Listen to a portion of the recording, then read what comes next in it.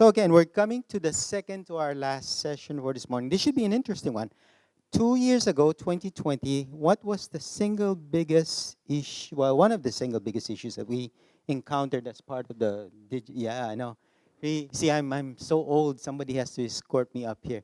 Now I have to escort my guest this morning here. The biggest one was supply chain, right? China, the global manufacturing country to the world, when they got hit by the pandemic, everybody died. So one of the things that I actually thought we did not cover, and I say did not cover very well today, is actually the supply chain. Okay. Yeah, we did cover it a little bit on the CFO side, but that's financial supply chain. We need to cover it across the board. So please joining me today, please welcome, let's see, I need to make sure I pronounce her name. Kunta Chelvanathan. She's the partner for Asia Pacific Supply Chain and Procurement Transformation Leader for IBM Consulting. Please have a seat. Okay. Thanks, Alan. Okay, so we're going to talk about the supply chain. So let's start off. Just to be clear, okay, Kunta, define for the group here, what do we mean by the supply chain? Let's start with a very fundamental one on supply chain. Sure, I can start with that. Good afternoon, everyone. It is a little bit, I feel a bit anxious to be the second last speaker, and especially following on from Dean, who did such a great job. Yeah. So, and supply chain is a little bit of a technical area, so I hope I don't put everyone to sleep, okay? So please stay awake. We still got one more talk after us, and then we can all go home. So the thing, okay, what is supply chain? It's really, if I say it in the most layman's of terms, it's about how do we get products from where right from the source to the end consumer. And in some parts, there's a lot of links, and as everybody knows, we all will work in a global environment. So products that are coming, say, from South Africa or Africa, and a consumer maybe in Asia, in any part of Asia. And it has to go through a lot of, different organizations and links to get to the end, right? So, and in some cases, and it's not atypical, it could be 15 to 20 links from source to consumer.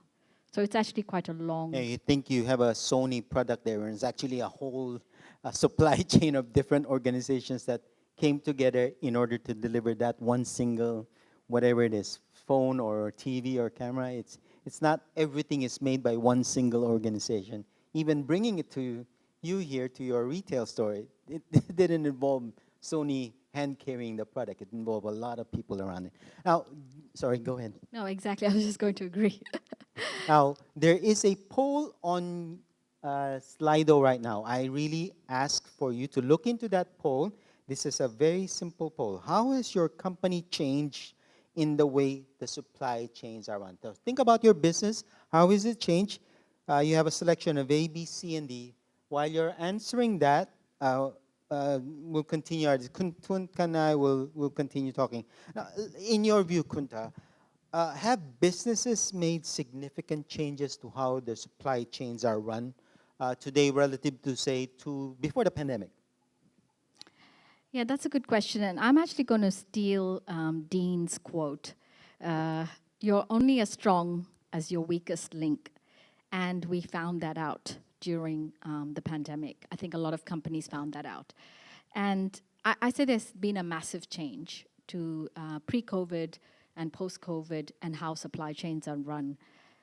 From my opinion, pre-COVID, and for many years, actually, the traditional way supply chains were set up was on a cost optimization model. So lowest cost, process efficiency, and getting productivity gains. Those were the three key criterias of supply chains.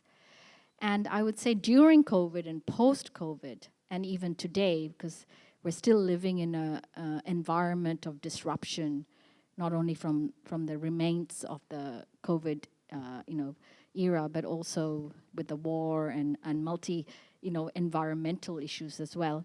I think it's moved to really business continuity. and building resiliency and flexibility. And when you have, a very tight, when we call supply chains, optimizing for cost, it's very tight. And when you want to make it flexible, then it's a whole different strategy of how you would run it. So let me give you an example, right? I was going to ask that one. Yeah. So if we talk about cost optimization, one of the buzzwords you would hear very often is just in time. Just in time was a key philosophy, so that you hold little stock and you make products just in time for when customers need it, right? And that makes it a very lean supply chain. The other key philosophy was minimal inventory, holding minimal inventory, maximizing your cash flow. Third, making use of bulk agreements, so either bulk sourcing or bulk manufacturing, so that you can bring the lowest cost denominator comes down. But all of those philosophies didn't work during COVID, because all of a sudden, with the disruptions, you really need to focus on enhancing inventory, for example, in your raw materials, so that you can make productions, because demand started changing quite rapidly. Second, you were thinking about dual or multiple sourcing strategies. If one fails, I have another backup. So you didn't want to have single sources of failure. And then also looking at how transportation was impacted, looking at alternative routes rather than having a single route. Again, all of this means that we're now looking at business continuity and resilience and flexibility as the key pillars for driving the supply chain strategy. Can we bring up that poll, please, and have a look? Let's see what the answer is for our group. And again, please, if you could, okay, all of them. How is your company changing the way supply chains are run? We should have not put that, select all that apply. Half of the group here selected, pick all that apply. Is this picture correct, though, from your perspective, Kunta? No, I think it's very representative. So, the question was, have we changed the strategy, which I just talked about, sourcing, producing, transporting differently? Have we implemented new technology? And have we automated processes? And I think it's very true that a lot of the companies have done all three to really be able to respond to the disruptions that we had. So kudos to that. That we are, so when we say that one of the, I'll go back to Praveen saying that one of the top agenda items is sustainability. I think I would compete on that for supply chain. And when we talk to CEOs globally and supply chain officers globally, they said the first thing was really supply chain was a key area of focus and a key area where they think there's most risk coming forward, in the next few years. So really making an impact would mean you have to do everything. You need to change your strategy, or you need to update your strategy. You need to implement new technology, and you need to have new processes to be able to run that new technology. So it's really everything. Interesting. So the already see the numbers are still going up and up. Are we missing anything here, though? Yes, I would say. And I think we've talked a lot about it, both in the CFO and the CIO forum. I think talent and people. And really bringing, change, especially rapid change, is very hard to implement without bringing the people along on that journey. And I think that's a key part of it. Well, the numbers are still going up, but we need to keep on because the egg timer in the back keeps looking at me every now and then. Now, there's this Cushman and Wakefield. They say that in the current environment that we are in, on all the disruptions that we have from your inflation going up, the war in Ukraine and Russia, okay, and the trade war between China and the U.S., these are all temporary, knock on wood, temporary. How are organizations addressing what is anticipated to be an easing of disruption in the coming years? And is it really an easing? That's a good question. I think that as humans, we are intrinsically optimistic to think that the disruptions would ease. I think that disruptions are here to stay, whether it be from an environmental, from a geopolitical, even from a regulatory, sense. I think disruptions are here to stay.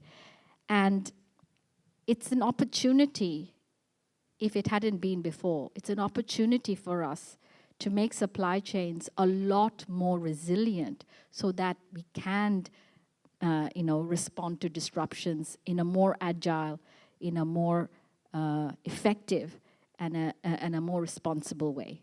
So let's just get an engagement here, because I see some people falling off their chairs. Show of hands, who say that the disruption will ease in the near future? Show of hands. Hello, wake up. Hello? Mommy? Only one? Come on, Dean? Okay, so just to be clear, who believe that disruption is going to keep going on and on and on and on? Why, am I living in Singapore or somewhere else? Okay, go on. Well, at least there are more people that are looking at it from a... Are we too pessimistic here? In this case, I think it's a good thing, because that means that we can really prepare ourselves for what's to come. And let me say, it's not really about preparation. I think it's going to be the game changer, right? Being able to respond in a more agile way, in a more proactive way, is the game changer.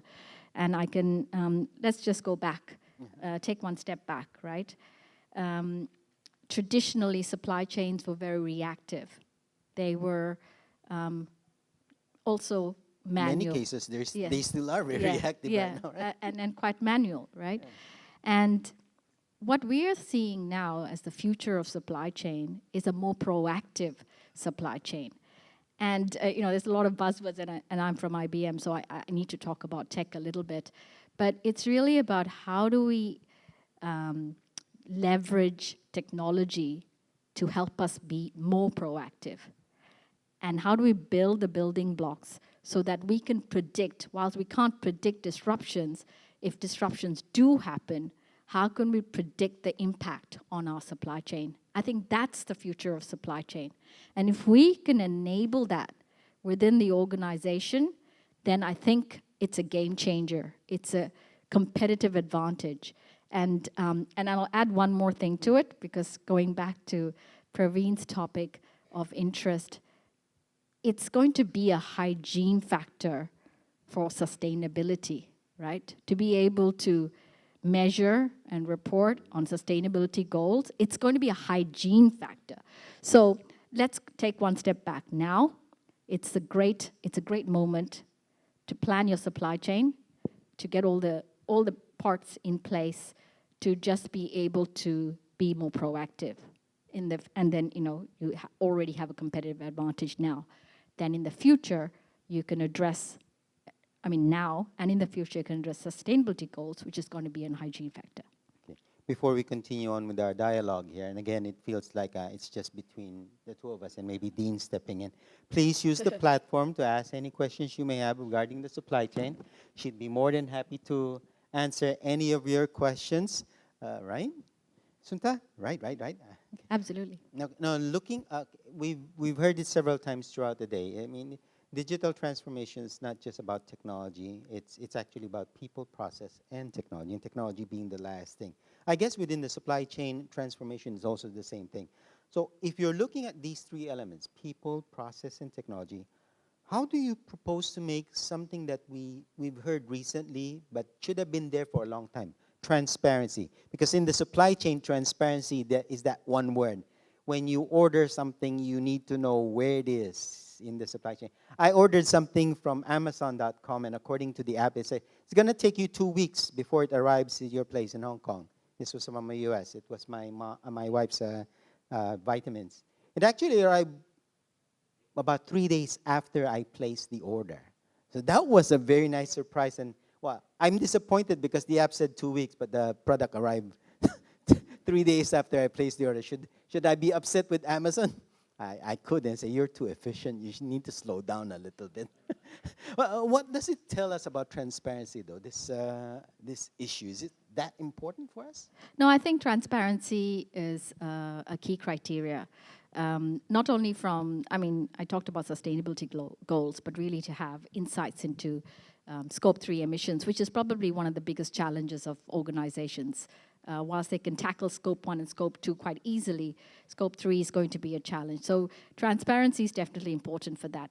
But number 2, traceability and transparency is now more important for consumers. They really want to know where their products are coming from, how they've been treated, what's the process from the source to where they got it, right? So that's becoming important from a consumer perspective, and then of course from a regulatory perspective as well. So I think transparency again is going to be a hygiene factor, and just because we are a little bit running out of time, and you talked about what are, how do we put it all together from a people, process, and technology perspective, let me just, give a quick sort of comprehensive view. So there's certainty, and I have to start with data. Data is very important. As Dean said, it's data, data, data. We've got to harness that, and that's the power that we have. Internally within organizations, and I've seen this across all the multinationals I've talked to, whether you're small, big, everyone has this issue. We have a lot of data. We do have a lot of insights, but they're very siloed.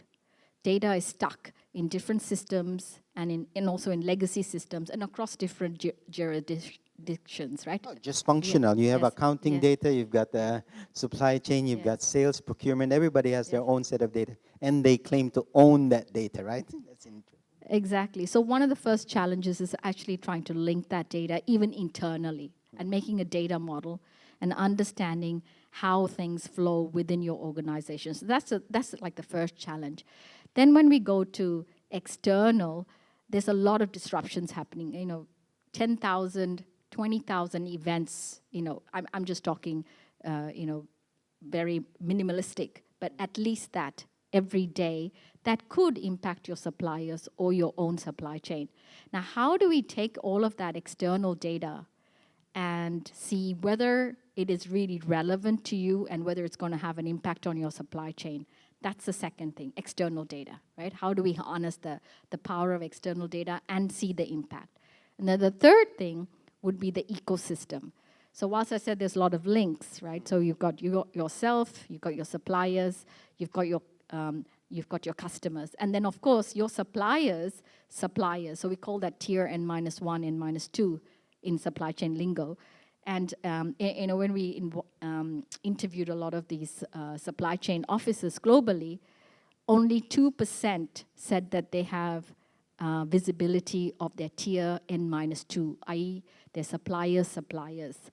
So where a lot of the disruptions happen, it's not really within your own supplier group, it's your supplier's supplier that may have a disruption which will impact you.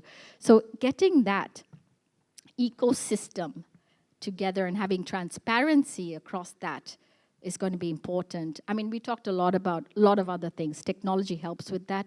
Obviously, having trust, building trust in that ecosystem to be able to share data is very important. Having platforms that enable us to do that is going to be important. So I say this would be my wrap-up statement, right? Maybe for really. You got questions here from the Oh, you got audience. lots of questions as well. I got questions. Thank you very much for the question. Okay, come on. Okay, let's pick one or two questions here sure. and give us a. Yeah. I saw the sign. Thank you very much. Okay. Okay. Is that science fiction? How do you see the usage of blockchain technology for supply chain management? So this is very early stage, right? No, actually, I think it's a very good technology. I mean, IBM ourselves have invested a lot on blockchain technology. We have two key ones, the Food Trust, which talks about traceability, and it's becoming a key platform to look at traceability across the end-to-end supply chain. Food Trust. And then the other one is, we have a partnership with Maersk on TradeLens. Again, blockchain platform. We can track any sea carrier container across the globe. We've got 60% of the world's carriers on the blockchain platform. So definitely a way of getting better supply chain management. For those of you who want to get this thing answered, you might as well just, when she steps down, harass Kunta over here to get an answer for that. I do have one question that I want you to offer. Recommendation for in terms of best practice, if you can pick one for incorporating data and analytics into this current supply chain, what would that be? It's going to be hard, right? Just one? Yeah, I think the one thing would be back to basics. We've got to get our data and actually model the data so we can have insights from that data. From there, you can build analytics, you can do prediction, you can share that data, collaborate with your suppliers, collaborate with your customers, and then the world is yours. So it really starts from that one piece. Back to data. Okay, round of applause for Kunta, please. Yeah, thank you.